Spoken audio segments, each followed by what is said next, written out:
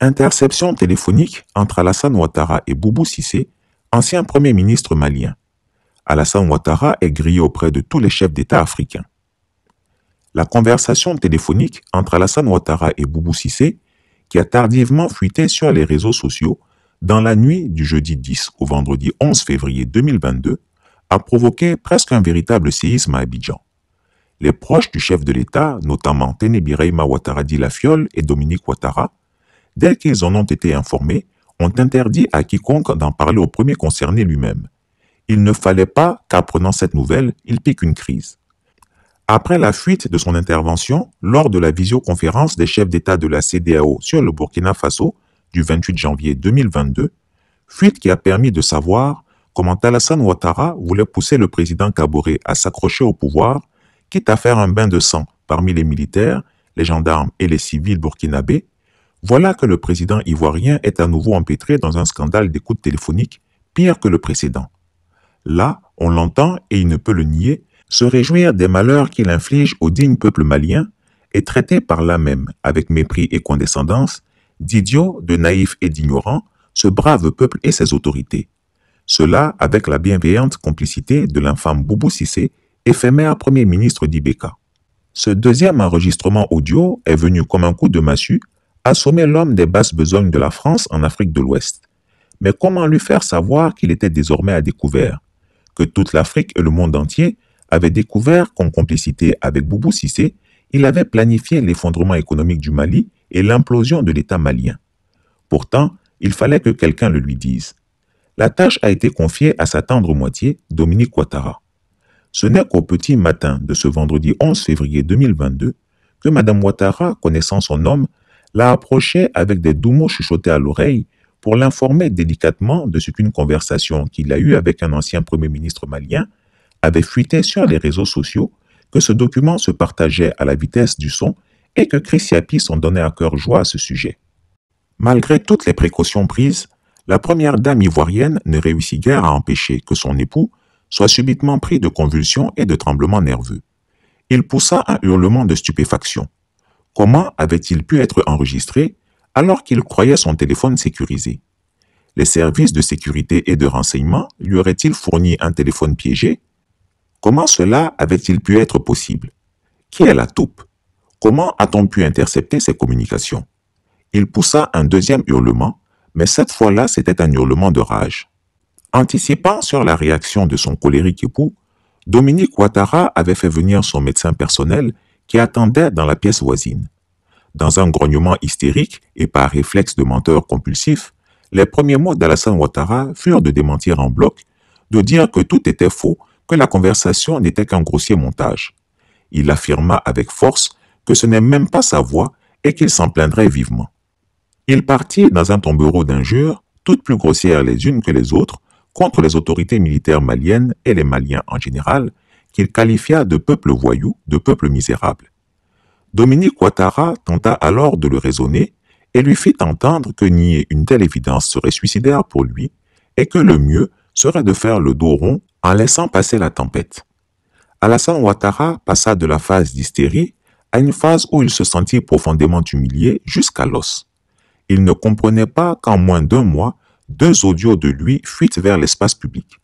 Il se mit à injurier les membres de son entourage qu'il qualifia d'incompétents, d'incapables et de vauriens. C'est cet entourage, il en est convaincu, qu'il a infiltré et qui enregistre ses conversations. Dominique Ouattara lui fit remarquer que c'était une communication entre lui et un Premier ministre et que son entourage ne pouvait y être pour quelque chose. Elle lui dit que c'était à lui de soigner son langage et d'être prudent lors de ses conversations privées. Alassane Ouattara revint à la charge et se mit à proférer des jurons on ne peut plus vulgaires que Chris Yapi par décence ne peut répéter. Il sentait que cette fois, l'orage allait se transformer en tempête, qu'il allait s'attirer la haine des Africains. Il ajouta que ses homologues chefs d'État allaient désormais se méfier de lui et feraient attention à toutes les conversations téléphoniques qu'ils auraient maintenant avec lui, de crainte de se faire enregistrer. La première dame n'eut d'autre choix cette fois-ci que d'appeler son médecin personnel conformément au plan qui avait été convenu avec ce dernier. Celui-ci se précipita aussitôt et lui administra abruptement une piqûre avec une grosse aiguille capable d'endormir un vigoureux chameau. Le sommeil sans rêve du despote des lagunes s'ensuivit immédiatement.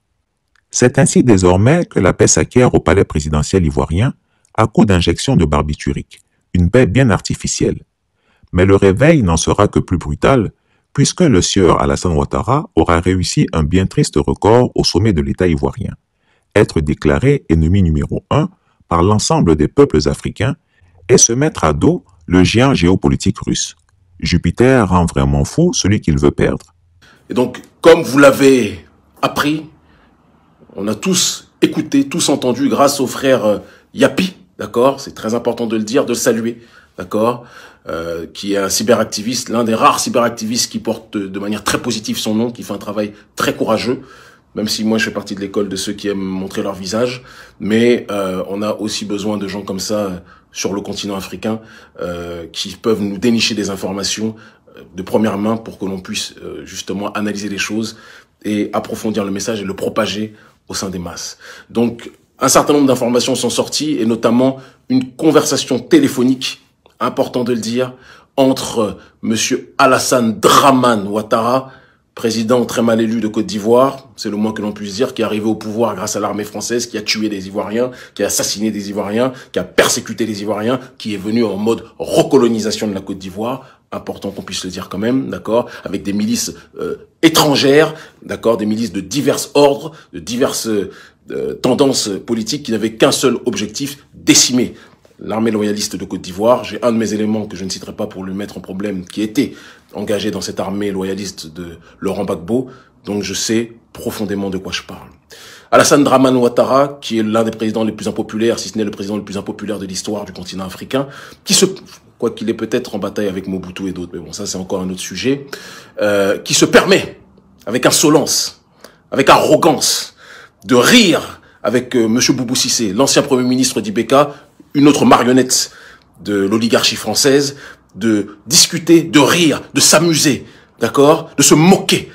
Je vois que vous êtes 3000, c'est petit, vous pouvez encore faire, mais on continue sur ce terrain-là, qui se permettent donc les deux de se moquer de la souffrance du peuple malien, qui se permettent les deux de se moquer des sanctions qui touchent la population malienne, et in extenso, puisque le Mali est le cœur du continent africain, qui se permettent de se moquer de la résistance africaine face à l'arrogance de l'oligarchie occidentale. Alors je vais dire une chose à ces deux marionnettes, à ces deux guignols, oui. Chris Yapi, un gros big up à toi mon frère, un gros big up à toi. Ton combat est nécessaire, ton combat est noble. Chris Yapi ne ment pas. Retrouvez Chris Yapi sur son nouveau compte Twitter, ses deux chaînes YouTube, sa chaîne Dailymotion, Instagram et Mediapart.